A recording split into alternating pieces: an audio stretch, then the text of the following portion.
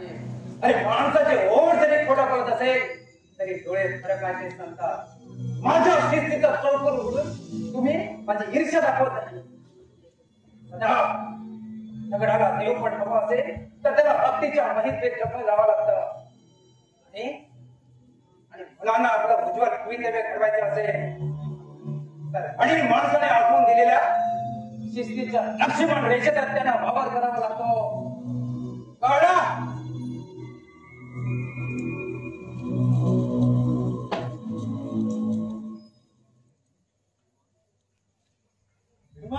मामा आता काय म्हणाल ते कळलं का तुला? अगं नाहीच कळणार बघ, कारण आपल्याला देव थोडाच व्हायचा आहे. आपल्याला फक्त माणूस म्हणून जगायचा आहे. हा बघ आला एक माणूस.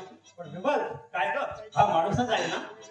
आहे, मी जनावर आहे. पण तुला शिंग आणि शेपटी कुठं दिसत नाही. तू माणूसच असला पाहिजे. नको तिथं थट्टा करू नको. बाबूबाई, मला वाटलं होतं की तुझी थट्टा केली म्हणून तू माझ्या थोबाडीत मारते, पण तुझ्या आणखी तेवढा धीटपणा आहे तुझा. आरामवारी करायला मी काही मोवारी नाही. मी इनामदाराचा मुलगा आहे, समजलं? हा माधव माणसात कधी कुणाला विमल विमल अगं लग्न ठरलंय ना तिचं. लग्न ठरलं की स्त्रियांना अशीच दाब लागते. आणि एकदा का लग्न झालं की तुम्ही स्त्रिया आम्हा पुरुषांना धापा टाकायला लावता. मला धाप लागली की लग्नाच्या भीतीने नव्हे तर धावत पळत आल्यामुळे. कळलं? तू पण पळत का आली? पळण्याची प्रॅक्टिस करते की. तुझ्या नवरा दंडुका घेऊन मारायला मागे धावला की कुठपर्यंत मार चुकवायला पळता येईल याची प्रॅक्टिस करते. नवऱ्याच्या हातचा मार खायचा काळ दुसरा आता. पुरुषांना जसे 2 हात असतात तसे बायकांनाही असतात. हो हो, ते बांगड्या भरण्यासाठी. आम्ही स्त्रिया हातात बांगड्या भरतो ते ना नामर्दपणाचं लक्षण असतं म्हणून.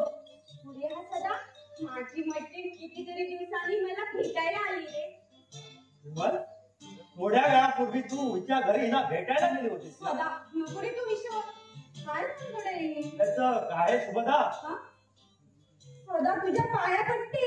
घाबरू नकोस, ठीक आहे. शरणागताला अभय देणं हे मर्दाचं कर्तव्य आहे. बस्सा घेऊ नकोस, मी तुझ्या पाठीशी आहे. जा, माफ केलं तुला. ओ नव्या नवऱ्या बाई येणं का झालं? आले मैत्रिणीला भेटायला.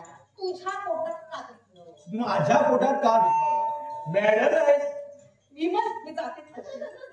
काय पण घाई झाली आहे नवऱ्याकडे जायची. होणारच. तुझं लग्न झालं की तू सुद्धा बायको भोवतीच घुटमळत राहशील भुंग्यासारखा. विमल तुला आठवण आहे एकदा भातुकलीच्या खेळात शिरक्यांच्या मंदेबरोबर ह्याचं लग्न झालं होतं. तर हा 2 दिवस कुणाशी बोलत नव्हता. सारख्या मंदिरीच्या पुढे करत. पुरेपुरे म्हटलं भातुकलीच्या खेळात तुझं एकदा लग्न झालं होतं. हो हो, तेही माझ्या बरोबर. शुभदा आठवण आहे ना? हो. आणि दुसरी एक आठवण आहे का? त्यावेळी मला नवरा मुलगा करा असा या माधवने हट्ट धरला होता. अगदी रडकुंडीस आला होता. मी साफ सांगितलं होतं अशा बुद्धू माणसाची मी मुळीच बायको होणार नाही.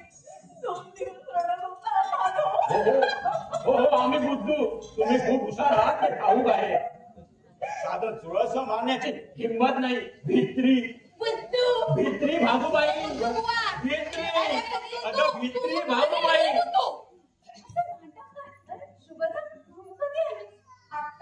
घरात पाऊल टाकलं तोचा माधव माझ्याशी भांडायला लागला. होय रे माधव, आता लहान आहे का तिच्याशी भांडायला? शिवाय तिला आता तिथं घडी यायला कसं मिळणार? आणखी 2 दिवसांनी ती आम्हा सगळ्यांसाठी पाहुणीच होणार आहे. हो खरं मी आता पाहुणे होणार.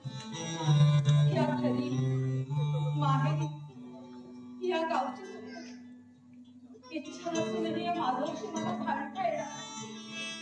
विमलच्या गळ्यात गळा घालून आपण दोघी मैत्रिणी शकते हे गाणं मला म्हणता येणार नाही. आणि दुखलं विमलच्या आई तुमच्या खुशीत शिरून मला माझं दुःख सांगता येणार नाही. माझ्या वडिलांची गट्ट्या राहणार मला गट्टी सांगता येणार नाही. विमलच्या आई खरंच वरती होणार तुम्हाला आणि खालती होणार तुमच्या मानेला. वेडेपण. अगं, जुनी नाती विसरण्यासाठी आणि नवी नाती जोडण्यासाठी तर स्त्रीचा जन्म झाला असतो. आणि हे कर्तव्य बजावताना प्रत्येक स्त्रीनं असं खेळात जीवन जगलं पाहिजे. तर माझ्या बरोबर आम्ही सांगत जाऊ.